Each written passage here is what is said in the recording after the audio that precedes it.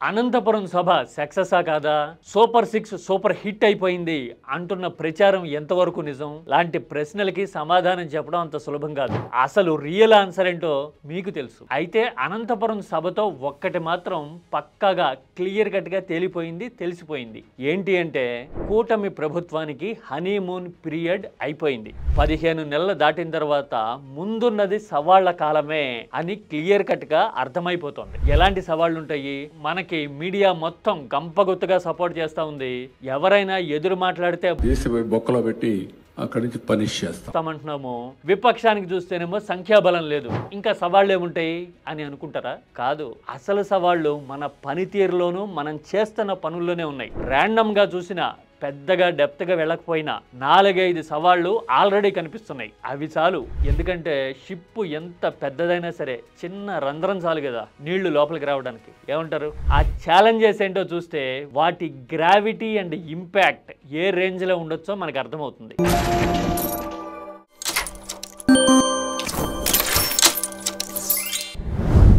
టీడీపీకి ఇమ్మీడియట్గా సవాళ్ళు ఏమున్నాయి హనీమూన్ పీరియడ్ అయిపోయిన తర్వాత అని చూస్తే ఆల్రెడీ ఒకటి కళ్ళ ముందు కనబడుతోంది.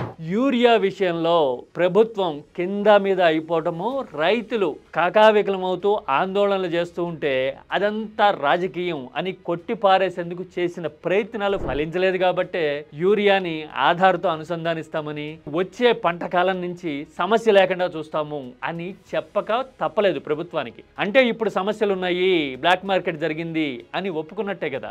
ఇలాంటి విషయాల్లో జాగ్రత్త పడకపోతే ముందు పరిస్థితి ఎలా మారొచ్చో ఒక చిన్న ఎగ్జాంపుల్ చూద్దాం. 2024కి ముందు మనం ఎంత నెగిటివ్ మాట్లాడినా, ఎంతగా తిట్టినా సరే, ఆర్బీకే లాంటి సిస్టమ్స్ వచ్చిన తర్వాత పంట వేయడానికైనా, మందులకైనా, పంట అమ్మడానికైనా ఎదురు చూడాల్సిన పరిస్థితి లేకుండా అన్ని రైతుల దగ్గరికే వెళ్లే విధానాలు అప్పట్లో ఉండేవి. ఇప్పుడు గనక మనం వాళ్ళని క్యూల్లో నిలబెట్టి చెప్పుల జోళ్లు అలా వరుసగా పెట్టి వెళ్లాల్సిన పరిస్థితి గనక కల్పించి బ్లాక్ మార్కెట్ దెబ్బతో యూరియా బస్తా మీద 250-300 ఎక్స్ట్రా కట్టాల్సిన పరిస్థితి వస్తే గనక అప్పుడే మెరుగ్గా ఉందేమో అని అంతరాత్మక అనిపిస్తుంది. ఆ మాట ఆ తర్వాత కొద్ది రోజులకి బయటికి వినిపిస్తుంది కదా. వ్యవసాయం, రైతుల విషయంలో జాగ్రత్త పడాలి అనే డేంజర్ బెల్స్ ఆల్రెడీ మోగిపోయాయి అన్నమాట. పైగా మనం ఏడాదికి 20,000 ఇస్తామని తర్వాత దాన్ని విడతల వారి అని చెప్పాము. ఇప్పటికి 5,000 ఏమో మాత్రమే ఇచ్చాం ఈ 15 నెలల కాలంలో. ఇలాంటి అసంతృప్తులు దానికి జోడవుతాయి. అంటే వ్యవసాయం, రైతుల విషయంలో మనం జాగ్రత్త పడాలన్నమాట. ఆ తర్వాత మద్యం ఆరోపణలతో మనం మోత మోగిస్తా ఉన్నాం. అసలు వైసీపీలోనే కాదు, బంధువర్గం కూడా ఇందులో ఇన్వాల్వ్ అయిపోయింది. మూతల దగ్గర నుంచి ప్రతి విషయంలోనూ కొత్త కోతలు మనం చూస్తా ఉన్నాం. మూతలు, బాటిళ్లు, రవాణా, ప్యాకింగ్, ఇలా ప్రతి దాంట్లోనూ కొత్త కథనాలు పుట్టించడంలో మనం బిజీగా ఉన్నాం.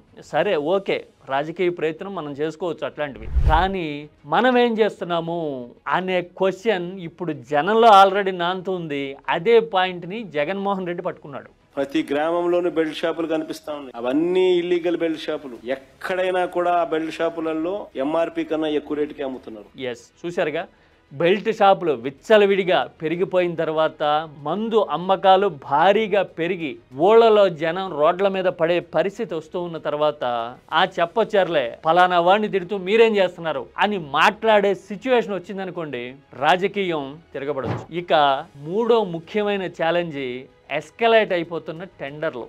నిర్మాణం జరుగుతోంది భారీగా అని చెప్తూ పెద్ద నెంబర్లు అనౌన్స్ చేసేసరికి ఎస్ఎఫ్టి కాస్ట్ ఎంత అవుతోంది మన డ్రీమ్ సిటీలో అనే లెక్క తెలిస్తే ప్రతి ఆలోచన ఉన్న ఆంధ్రుడు, చదువుకున్న ఆంధ్రుడు ఉలిక్కి పడే పరిస్థితి వచ్చింది. పైగా మన అదృష్టమో దురదృష్టమో ఆ ఋషికొండ భవనాల మీద కావాల్సినంత పబ్లిసిటీ చేసేసాం ఆల్రెడీ. ఇప్పుడు ఆ ఋషికొండ మీద ఆ సో కాల్డ్ ప్యాలెస్ కట్టడానికి ఎంత అయింది? మనం చెప్పినట్టు బంగారు కమోడ్లు పెట్టిన చోటే ఎస్ఎఫ్టికి 6-7 వేలు అయితే ఇక్కడ మాత్రం 17-18 ఎలా అవుతుంది? లాంటి లెక్కలు, లాజిక్లు జనానికి అర్థమైతే గనక ఆ ఇంపాక్ట్ ఎంత వెనక్కి కొడుతుందో మనం ఊహించలేం. ఇక విద్యారంగం లాంటి ఛాలెంజెస్ చాలా ఉన్నాయి. మనం బ్రహ్మాండమైన బ్యాగులు ఇచ్చాము అని ప్రెస్ మీట్లో ఆ జిప్పులు ఓపెన్ చేసి కూడా చూపించాం. దసరా సెలవులు కూడా రాకమునిపే ఆ బ్యాగులు చింకిపోయి చిరిగే పరిస్థితులు చాలా చోట్ల రావడం ఒక పాయింట్ అయితే, 10th పేపర్ల కరెక్షన్ లాంటి విషయాల్లో పిల్లలు తల్లిదండ్రులు ఎంత క్షోభపడ్డారో మొన్న సమ్మర్లో చూసాం. మనమేదో రికార్డు బదులు కొట్టాలి, ఫాస్టెస్ట్ అని చెప్పి హుస్సేన్ బోల్ట్ రికార్డు ఏదో సృష్టించాలనుకున్నాం.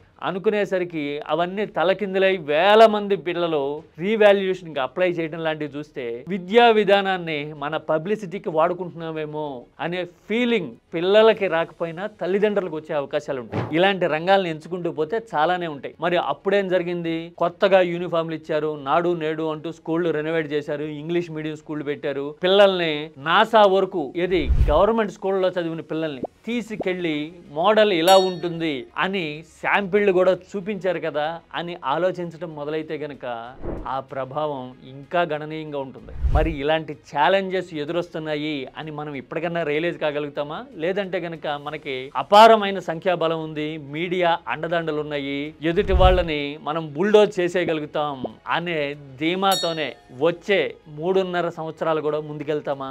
ఒకవేళ అలా వెళ్తే గనక ఇప్పటి వరకు చెప్పిన ఇలాంటి రంగాల్లోనే సిచ్యువేషన్ ఎదుర్కొట్టే పరిస్థితి ఎదుర్కోక తప్పదేమో. మీరేమంటారు? హనీమూన్ పీరియడ్ అయిపోయిన తర్వాత అయినా టీడీపీ కూటమి ప్రభుత్వం ఛాలెంజెస్ మీద దృష్టి పెట్టగలదా?